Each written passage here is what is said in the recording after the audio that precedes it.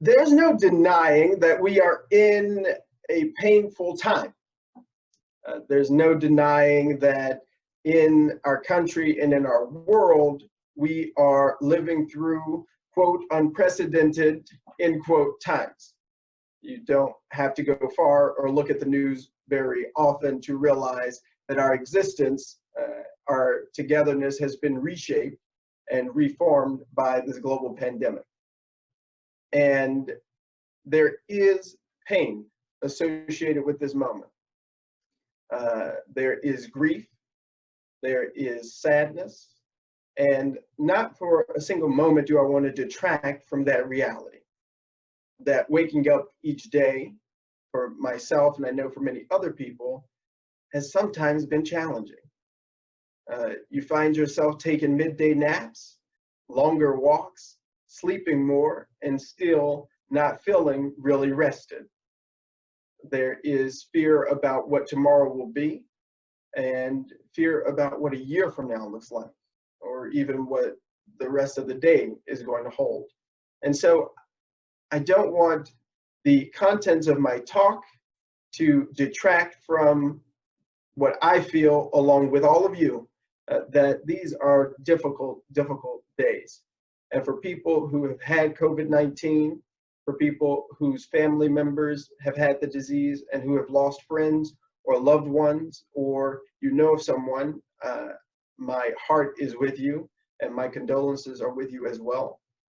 In our own family, we've had relatives who have contracted the virus, who have needed to be put on ventilators, and fortunately thus far have survived, but that's not the story for tens of thousands of people. And so I do want to recognize that reality and let you know that I stand with you today in that.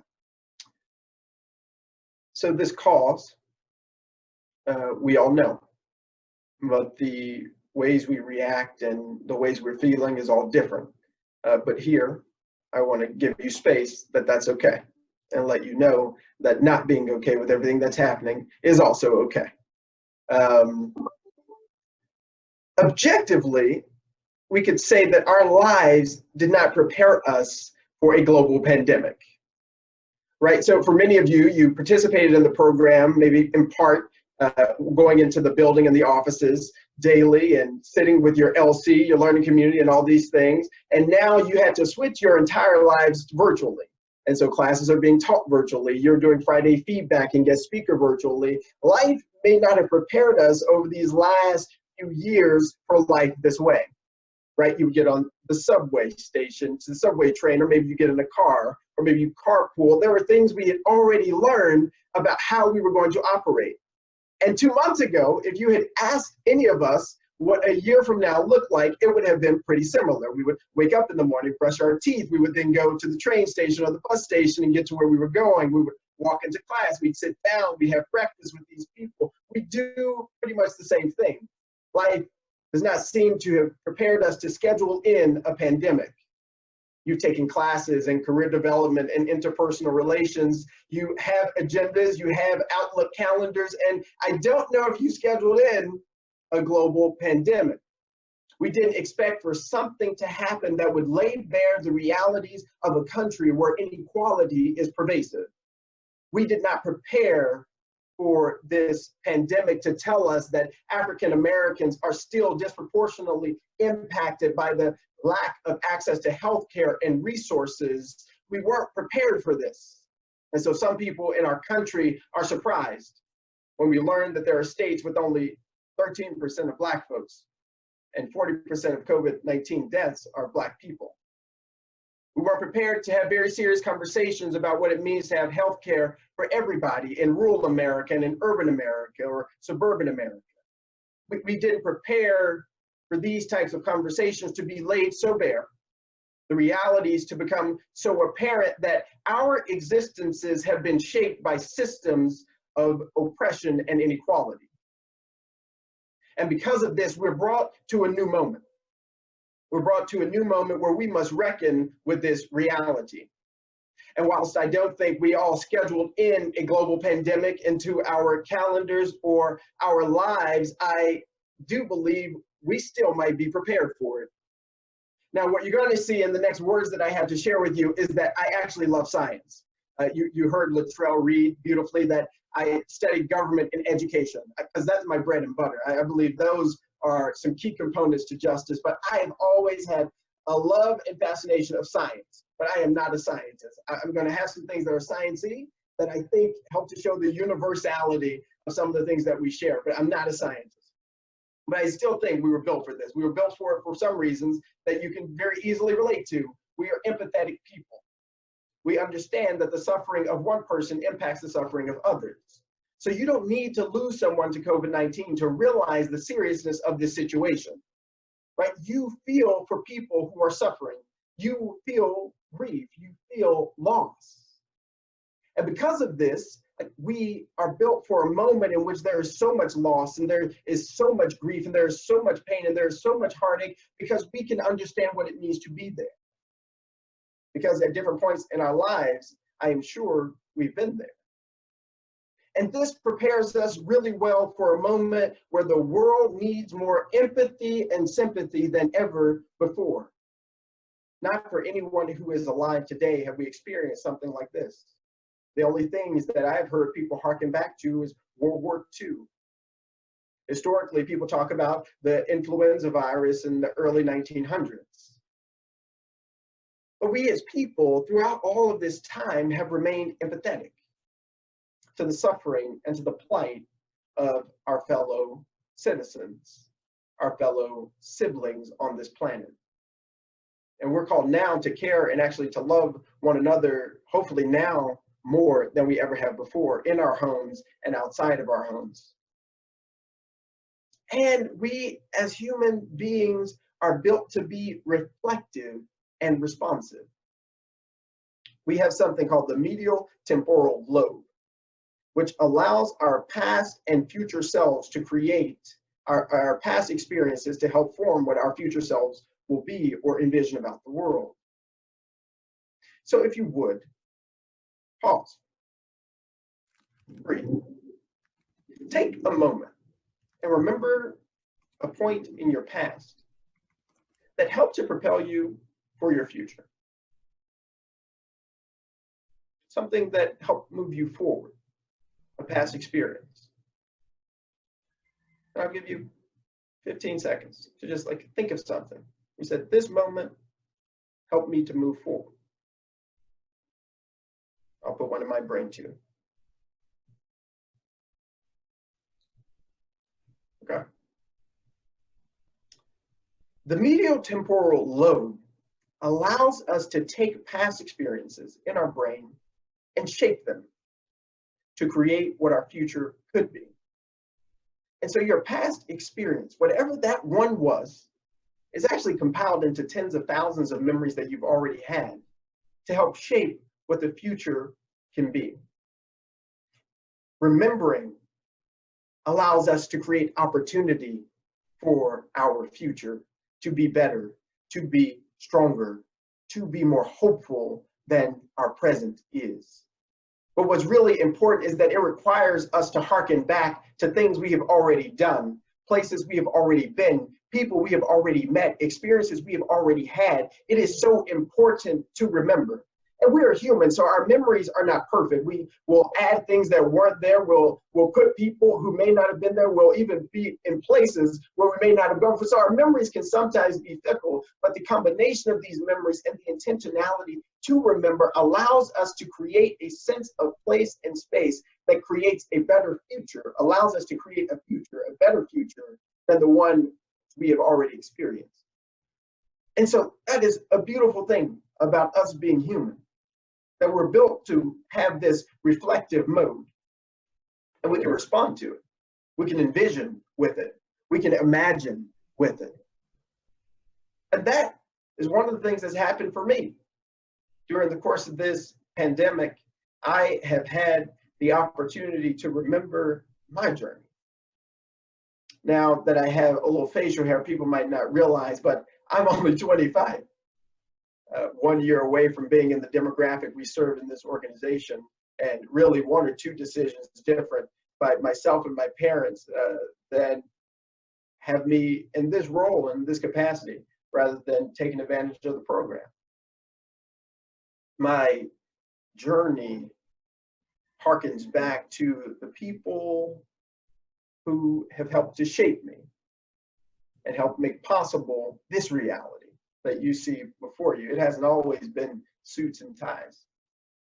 I'll tell you one moment. Last year in August, I talked with one of my elders in my family, and I learned about this gentleman named Edmund and his wife Sylvia. Edmund was born in 1815 in South Carolina, enslaved. He was the first ancestor I'd ever learned about who was enslaved in this country. We'd always talked hypothetically about the ancestors. We'd always known, particularly in Black religion, that we're here because of the suffering of ancestors and people who paved ways. And now I had some names to associate with this history. And so I began to wake up and view myself differently. I began to realize that the blood of Edmund and Sylvia is what runs through my veins. The reality that Edmund was not counted a person until 1870, during the first census post the Civil War. That my family did not count as human beings until a little over 150 years ago, although we have been in this country for centuries. That memory, that moment when I realized that reality had some pain associated with it, but it also had some promise. And that is what continues to inspire and to motivate and to give me hope, even in times of crisis, that there is reason to be hopeful. Because there have been people who have suffered and sacrificed and bled and died and were called property and did not have names and did not have any rights that white folks in particular had to respect. And today, here we are gathered, standing on those legacies. And I don't even have to go back that far. I reflect on the story of my two teenage parents, born right here in Memphis, Tennessee, who raised 5 sons. Had the first son at 15 and 16. My oldest brother, who's working from home with me. Had me at 20 and 21. Had my baby brother at 26 and 27. They took us through the difficulties of growing up impoverished in Memphis, Tennessee, and going on to earn bachelor's and master's degrees.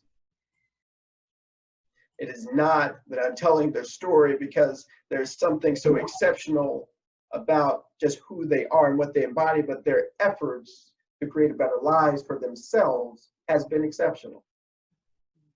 But it was the praying grandmothers that helped to make their lives possible.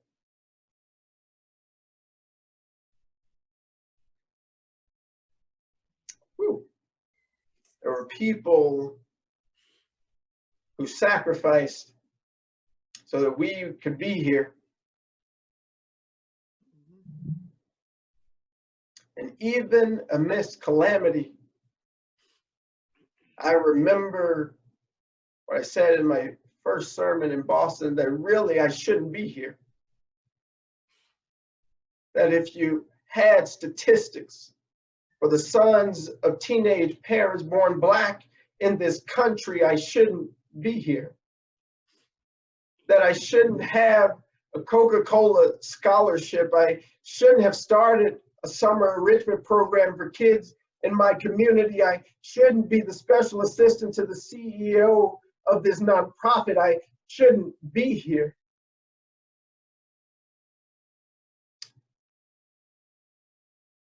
But people who remembered, people who remembered the journey, were able to project a future that was better. And what is important, I think, for you all as you continue to reflect on your journeys and your memories, is to never forget or love those who are part of your story. That those people are not only of your story, they're within it, and they are within you. Those people you get to carry on each and every day, persevering for something just a little bit better.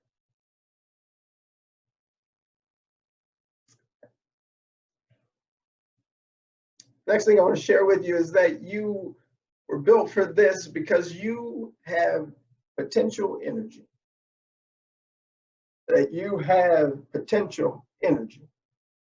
I remember Mr. Williamson's class in physics. And again, I'm not the best at science, and some of you might be better than I am here, but there's something about potential energy.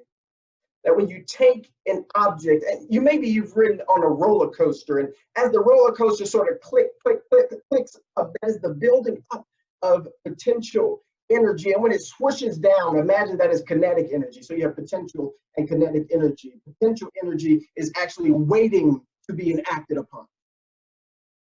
Kinetic energy, it's already happened. The thing is being acted upon. You've kicked the ball. It has moved from potential energy to kinetic energy. The ball sitting on the grass is one thing, and once you kick it, that is kinetic energy. But I come to believe that in this group of over 100 of us gathered, that we have potential energy.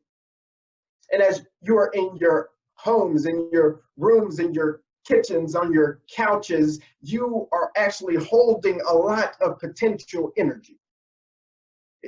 You got it within you, and I see you already formulating and using some of that energy to go to school despite the building being closed. You're using MiFi and Wi-Fi to do your assignments. I see you using some of that energy to engage in your learning community and to build connections and relationships with your peers despite all that's going on. I see you using some of that energy already, showing up in suit and ties and dresses. I see you using some of that energy already, and I know some folks are still getting a little stir crazy and figuring out, what do I do with what I'm feeling, right? I feel like I need to do something, right? I feel like I need to move, I need to make a move, I need to do something. And so it's time, I think, for us to recognize that we have this potential energy and we can transform it into kinetic energy, right? We can do something, and actually we are built to do something. We are built to do something now. So you have the potential energy, you have the time, and now you must ask yourself, how will I be in this moment? I don't know if that's grammatically correct, Mama. My mom's an English teacher, so forgive me if it's not. But the question we have to answer now is, how am I going to be in this moment? And it's important that you take some time to ask this question to yourselves and to really use some of the time that you may have, either going on a walk or something, to really interrogate, how will I be in this moment? And there are no quick answers, and I don't want to be overly philosophical here, but I do want us to interrogate how we can use this potential energy to create potential transformation. Because that is the ultimate goal. It is to transform. It is to transform ourselves. And maybe you don't have to think about, how am I going to transform the world? How am I going to transform the country? How am I going to transform this community? How am I going to transform even my house? More, how am I going to transform myself in order that I might be better in community today? That I might be better in community, in relationship with the people that I care about today. And by doing that work, by working on those transformations in the classroom of your kitchen or the classroom of your couch or your bedroom, by doing some of that work, it allows you an opportunity to begin the transformation that we actually need to reimagine our country, our world.